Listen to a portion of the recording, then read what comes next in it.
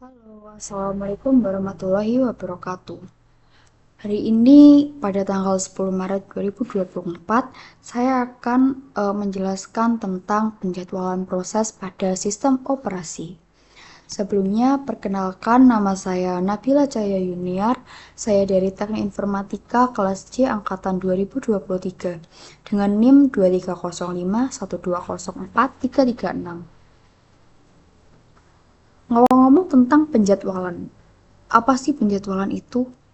Nah, penjadwalan dalam sistem operasi merupakan kumpulan kebijaksanaan dan mekanisme di sistem operasi yang berkaitan dengan urutan kerja yang dilakukan sistem komputer. Semua resource pada komputer dijadwalkan sebelum digunakan. Penjadwalan ini bertugas untuk memutuskan proses yang harus berjalan, serta kapan dan selama berapa lama proses itu berjalan. Penjadwalan CPU merupakan pemilihan proses dari ready queue untuk dapat dieksekusi. Proses yang belum mendapatkan jatah alokasi dari CPU akan mengantri di ready queue. Oleh sebab itu, algoritma penjadwalan diperlukan untuk mengatur giliran proses-proses tersebut.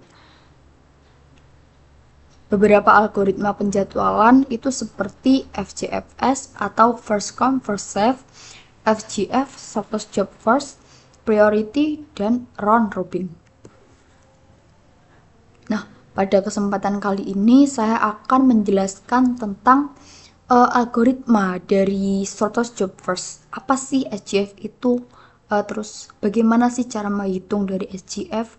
Lalu bagaimana sih penerapannya? Apa SJF ini? Bagaimana implementasinya dalam kehidupan sehari-hari? Oke, mari kita simak. SGF. SGF ini merupakan proses penjadwalan yang ada di ready queue dan akan dieksekusi berdasarkan burst time terkecil. Hal ini mengakibatkan waiting time yang pendek untuk setiap proses. Karena hal tersebut, maka waiting time rata-ratanya juga menjadi pendek, sehingga dapat dikatakan bahwa algoritma ini adalah algoritma yang optimal. Kenapa disebut optimal? Karena pada algoritma SGF ini, jika ada proses yang ready pada queue akan dieksekusi berdasarkan burst time yang terkecil, yang pada dasarnya akan menghasilkan waiting time yang pendek untuk setiap proses, dan waiting time rata-ratanya akan menjadi pendek juga. Pada SGF ini memiliki dua sifat. Nah, sifat yang pertama yaitu non-preemptive atau tidak dapat diinterrupt. Non-preemptif ini maksudnya adalah proses dalam antrian yang memiliki waktu eksekusi tercepat. Jadi nanti ketika kita akan menghitung dan disediakan beberapa tabel dengan beberapa proses, maka kita akan mendahulukan proses mana yang memiliki waktu eksekusi tercepat begitu. Nah, di dalam CPU ini tidak memperbolehkan proses yang ada di ready queue untuk menggeser proses yang sedang dieksekusi oleh CPU, meskipun proses yang baru tersebut memiliki burst time yang lebih kecil. Jadi pada non-preemptive ini apabila memiliki lama eksekusi 4 menit, maka 4 menit nanti akan dijalankan hingga habis. Tidak ada yang namanya pemotongan waktu lalu menggeser ke proses yang selanjutnya. Jadi ini benar-benar pure langsung sekali eksekusi dari awal hingga akhir, berapa lamanya nanti langsung selesai pada itu juga. Seperti itu. Lalu yang kedua ini adalah preemptive atau dapat diinterupsi. Nah, preemptif ini merupakan proses yang memiliki waktu sisa eksekusi terkecil. Jadi pada proses preemptif ini nanti cara menghitungnya yaitu dengan mendahulukan waktu sisa eksekusi yang terkecil. Maka siapa yang memiliki waktu eksekusi terkecil, maka ia akan didahulukan terlebih dahulu. Siapa yang memiliki waktu eksekusi yang panjang, maka dia akan berada di belakang, seperti itu. Nah, teknik ini juga dikenal dengan nama Shortest Remaining Time First atau PSGF. PSGF ini merupakan penjadwalan dengan prioritas dan dengan preempsi. Prioritas didasarkan kepada pendeknya sisa proses. makin pendek sisa proses, maka makin tinggi prioritasnya. PSGF ini merupakan penjadwalan dengan prioritas dan dengan preempsi. Selanjutnya, dengan ketentuan ini, ketika tiba proses terpendek di bagian belakang antrian, tidak saja berpindah ke bagian depan antrian, melainkan juga melalui preempsi, mengeluarkan proses yang pada saat itu berada di dalam proses. Seperti itu. Lalu bagaimana sih cara menghitungnya? Gimana sih tabelnya, gancarnya dari non preemptif ini? Nah, ini merupakan contoh tabel dari perhitungan non preemptif. Di mana dapat kita lihat di sini ada 4 proses, yaitu proses A, B, C, dan D. Pada proses A datang pada waktu ke-0. Nah, dengan memiliki lama eksekusi 7. Jadi proses A ini butuh 7 menit untuk bisa konsul seperti itu. Kemudian yang B ini datang pada waktu yang kedua, lalu lama eksekusinya yaitu 4 menit. Nah, yang ke C ini datang pada waktu yang keempat dengan lama eksekusi 1 menit, dan D datang pada waktu kelima. Nah, lama eksekusinya 4 menit.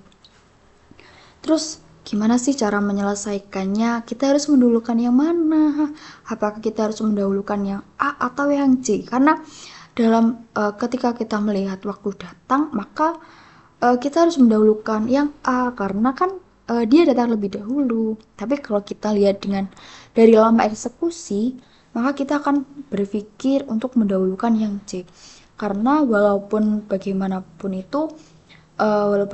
itu lama eksekusi dari CC ini lebih singkat daripada yang lainnya, hanya membutuhkan 1 menit saja. Nah, gini, ini merupakan gancar dari non preemptif atau hasilnya itu seperti ini. Terus kok bisa seperti ini? Kok bisa A duluan, C duluan, B baru D? Gimana sih caranya? Nah, caranya untuk non preemptif ini bisa kita lihat di sini. Proses A. Kita lihat dalam waktu datangnya. Waktu datang 0245. Nah, proses A ini memiliki waktu datang 0. Otomatis dia waktu pagi belum apoteknya rumah sakitnya belum buka, dia udah datang, dia udah matok inggon seperti itu. Namun dia memiliki lama eksekusi 7 menit. Mau tidak mau karena dia datang lebih dulu sebelum rumah sakit tersebut dibuka, maka dia akan dieksekusi terlebih dahulu. Nah, maka kita akan mengasih proses A ini pada bagian terdepan, yaitu A.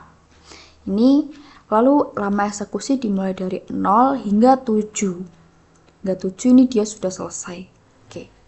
Bisa dipahami kan? Nah, lalu untuk C. Kenapa kok urutan kedua ini C? Nah, kita bisa menganalisis tersebut dari penjelasan dari non preemptif.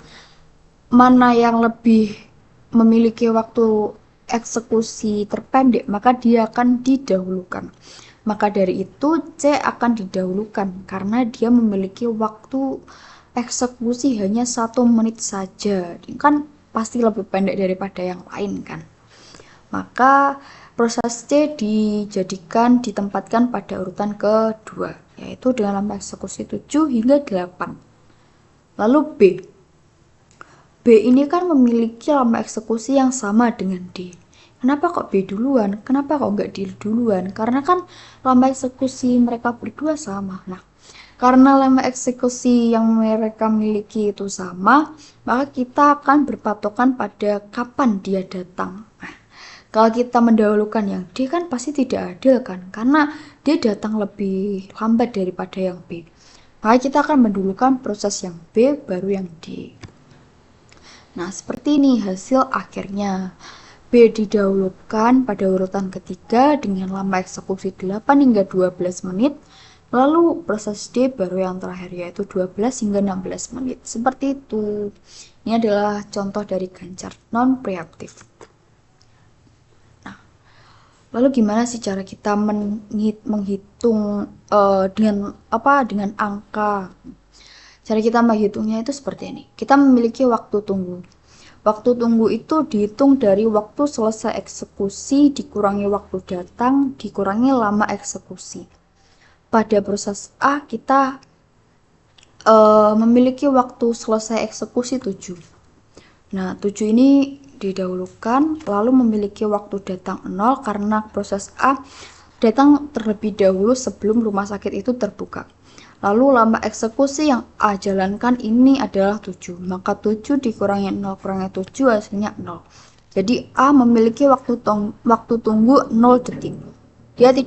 Dia datang langsung bisa dieksekusi. Lalu yang B ini memiliki waktu selesai eksekusi 12 menit. Nah, dia datang pada waktu yang kedua, urutan kedua. Dengan lama eksekusi yang dia miliki yaitu 4 menit. Nah, lalu 12 dikurangi 2 dikurangi 4 hasilnya adalah 6. Yang C memiliki waktu selesai eksekusi 8. Dengan waktu datangnya dia urutan keempat dan lama eksekusinya 1 menit. Maka 8 dikurangi 4 menjadi 4 dikurangi 1 menjadi 3. Hasil akhirnya adalah 3. D ini adalah waktu selesai eksekusinya pada menit ke-16, datangnya urutan ke-5, dan lama eksekusinya 4 menit. Maka 16 kurangi 5 kurangi 4 hasilnya adalah 7. Lalu yang terakhir ada average waiting time atau AWT, rata-rata. Yaitu diperoleh dari jumlah waiting time-nya per banyaknya proses. Nah, jumlah waiting time bisa kita lihat dari ini. 0 ditambah 6 ditambah 3 ditambah 7. Nah, banyaknya proses A sampai D nya kan ada 4 proses. Berarti 16 hasil dari ini dibagi 4 banyaknya proses. Maka 16 bagi 4 adalah 4. Yang kedua yaitu ada turnaround time atau TAT. Itu diperoleh dari waktu tunggu ditambah lama eksekusi. Waktu tunggu kita peroleh dari sini, ini tadi waktu tunggu 0, 6, 3, dan 7. Dan lama eksekusinya. Maka A ini memiliki waktu tunggu 0, B 6, C 3, D 7. Semua ditambah. 0 ditambah 7, lama eksekusinya 6 tambah 4, 3 tambah 1, 7 tambah 4. Hasilnya adalah 7, 10, 4, dan 11. Lalu di bawahnya ada average turnaround time atau ATAT, rata-ratanya. Itu adalah jumlah TAT per banyaknya proses. Jumlahnya ini 7, 10, 4, dan 11 ini jumlah, hasilnya 32 dibagi 4 banyaknya proses A sampai D. Maka 32 dibagi 4 adalah 8. Nah, itu tadi adalah contoh dari non-preemptive. Lalu bagaimana sih dengan preemptive? Apa bedanya dengan non preemptive? Ini seperti kita lihat tabelnya sama. Namun ada di sini membedakan di tabel ada anak panah, ini 5, ini 2. Apa sih 5, apa sih 2? Mari kita simak. Ini gancarnya. Setelah kalian melihat gancar, ini pasti akan beda kan. Ini lebih panjang daripada gancar punya non preemptive. Gimana cara menghitungnya? Kok kayaknya susah banget sih. Nah, sesuai dengan pengertiannya, pada gancar preemptive ini kita akan mendahulukan siapa yang memiliki sisa waktu eksekusi terpendek, maka dia akan didahulukan seperti itu. Ini ada 4 proses sama dengan waktu datangnya sama, eksekusinya juga sama. Sini proses A. Kenapa proses A tadi ditaruh di depan? Karena dia datang pada waktu ke-0, pada waktu rumah sakit tersebut belum buka. Nah, dengan lama eksekusi 7 menit. Lalu karena preemptive ini adil dalam artian dia mendahulukan siapa yang mempunyai waktu sisa waktu eksekusi terpendek, maka dia akan didahulukan. Maka proses A yang membutuhkan waktu 7 menit untuk eksekusi, pada non preemptive tadi langsung 7 menit itu dieksekusi clear. Nah, di sini tidak. Di sini 7 menit itu tidak langsung dieksekusi, melainkan ada pemotongan. Nah, ini pada proses B di bawahnya dia datang pada menit kedua. Pada menit kedua, urutan kedua ini, berarti proses A ini hanya bisa konsultasi dengan dokter selama 2 menit saja. Maka 7 dikurangi 2, ini hasilnya 5 kan. Maka di sini itu ditulis A-nya 2, maaf ya ini ke sini. A-nya 0 hingga 2 menit saja. A hanya membutuhkan waktu 2 menit saja. Lalu untuk yang 5 ini masih belum. Nah, karena ini sisa 5, nah di sini kan masih 4. Ini abaikan duanya. Nah, ini 5, ini 4. Nah, 5 sama 4 ini memiliki waktu eksekusi terpendek. Mana yang memiliki waktu eksekusi yang lebih pendek? 4 kan. Nah, maka dari itu kita memasukkan B ini menjadi yang kedua. B membutuhkan waktu 2 hingga 4. Kenapa begitu? Karena di bawah B masih ada antrian C, datang pada menit keempat atau antrian keempat. Maka 4 menit ini, lama eksekusi awalnya tadi, tidak dieksekusi secara utuh, melainkan dia harus bisa bergantian dengan proses yang C.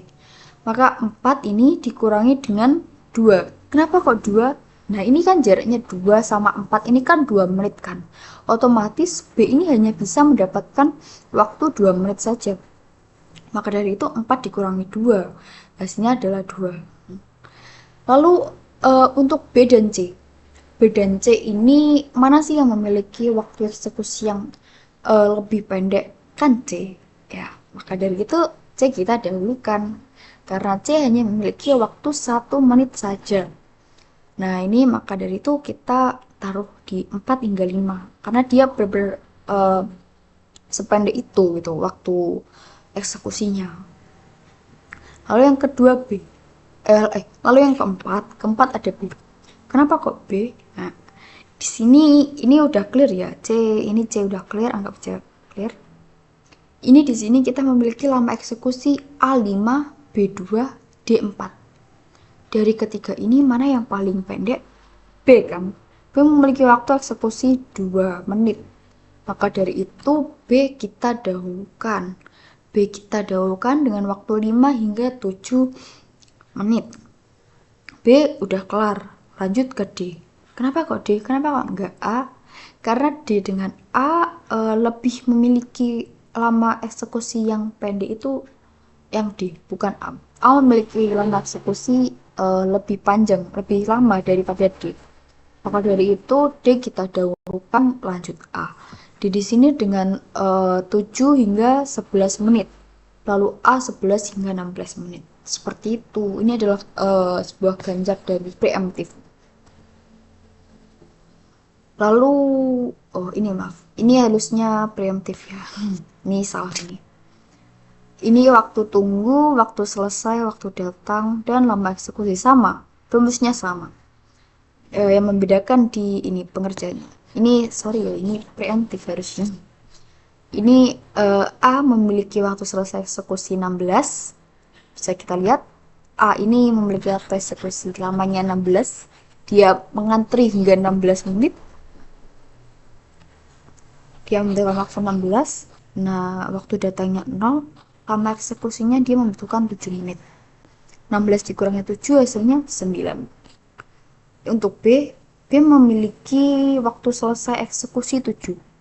Walaupun dia dari 24, tapi dia selesai pada menit ke-7. Maka dia ditulis 7 dikurangi 2 waktu dia datang, 4-nya lama eksekusi. Maka hasilnya adalah 1. C ini lama eksekusinya waktu selesai eksekusi 5, waktu datangnya 4, lama eksekusinya 1, hasilnya 0. D ini waktu selesainya 11 pada menit ke-11, waktu datangnya ke-5, lama eksekusinya 4 menit, maka hasilnya 2. Untuk AWT atau average waiting time-nya rumusnya sama, yaitu jumlah waiting time per banyaknya proses. Ini 9 ditambah 1 ditambah 0 ditambah 2 hasilnya 12 dibagi 4 sama dengan 3. Nah, ini juga preemptif, maaf, salah. Sini ada turnaround time atau TAT, waktu tunggu dan lama eksekusi. Ini sama seperti tadi. 9 ini kita dapat dari waktu tunggu yang kita hitung sebelumnya ini 9102. Nah, semua ditambah, lama eksekusinya 7414. Hasilnya adalah 16, 5, 1, dan 6. Lalu kita menghitung average turnaround time atau ATAT. Jumlahnya sama, perhitungannya rumusnya jumlah TAT per banyaknya proses. Maka jumlah TAT-nya 16 ditambah 5 tambah 1 tambah 6 hasilnya 28 dibagi 4 hasilnya 7. Nah, itu tadi proses perhitungan dari SGF. Dua sifat SGF, preemptif dan non preemptif. Kita sudah mengetahui gimana cara menghitungnya, terus apa sih perbedaannya. Nah, sekarang lanjut ke SGF ini, bagaimana sih implementasinya ke kehidupan kita sehari-hari? Apa saja kehidupan sehari-hari kita yang mengandung unsur dari SGF ini? Bisa kita lihat di sini ada pengerjaan ujian. Nah, ini gambar beberapa siswa, beberapa murid yang sedang berlomba-lomba untuk mengerjakan ujian sekolah. Terus apa sih kaitannya dengan SGF ini? Kok bisa pengerjaan ujian ini bisa masuk ke implementasinya SGF? Karena gambar di samping ini memiliki pengertian pekerjaan yang lebih senang atau mudah yang dilakukan terlebih dahulu. Setelah selesai yang mudah, baru dikerjakan yang sulit. Nah, sama kan kayak yang tadi, ketika memiliki waktu yang pendek, lama eksekusi yang pendek, maka dia akan didahulukan. Sama seperti halnya ujian, soal yang susah sama yang sulit kita pasti soal yang susah sama yang mudah itu kan kita udah pasti milih yang mudah dulu untuk mengejar waktu agar waktunya cukup. Nah, seperti itu. Nah, ini merupakan ilustrasi dari kegiatan ujian. Di dalam mengerjakan soal, kita sering kan mendengar guru pengawas mengatakan kayak kerjakan soal yang mudah dulu baru nanti yang sulit. Nah, gitulah kayaknya kalimat atau bahasa yang dapat menganalisa bahwa pengisian jawaban di ujian nasional ini adalah salah satu contoh dari SGF. Lalu yang kedua ini ada penjadwalan tugas di pekerjaan sehari-hari. Nah, dalam kehidupan sehari-hari, kita sering memiliki daftar tugas atau pekerjaan yang perlu diselesaikan. Dengan menggunakan algoritma SGF dalam hal ini, berarti kita bisa mengidentifikasi tugas dengan perkiraan waktu atau penyelesaian terpendek. Dan kita pasti akan menyelesaikan yang memiliki pengerjaan yang terpendek dulu. Lama pengerjaan yang terpendek. Contohnya, jika ada tugas A dengan waktu penyelesaian 15 menit dan tugas B dengan waktu penyelesaian 10 menit, maka kita pasti akan memilih tugas B untuk menyelesaikannya terlebih dahulu karena memiliki waktu penyelesaian yang lebih singkat. Baru setelah kita menyelesaikan tugas B, kita akan beranjak ke tugas A, seperti itu. Karena ketika kita mengerjakan sesuatu yang memiliki penyelesaian yang lebih lama dulu, nah nanti yang singkat kan jadi kesia-sia gitu. Kayak kita dikasih waktu 20 menit, kita satu soal ini ada yang membutuhkan 15 menit, satunya 5 menit, ya oke lah. Kita bisa sih kalau misal memang kita bisa mengerjakan soal yang sulit dulu baru mudah, oke, bisa selesai tepat waktu. Tapi kalau kita kesulitan dalam soal yang pertama, kita mengerjakan yang sulit dulu, nanti kan soal yang singkat ini belum tentu kejawab kan.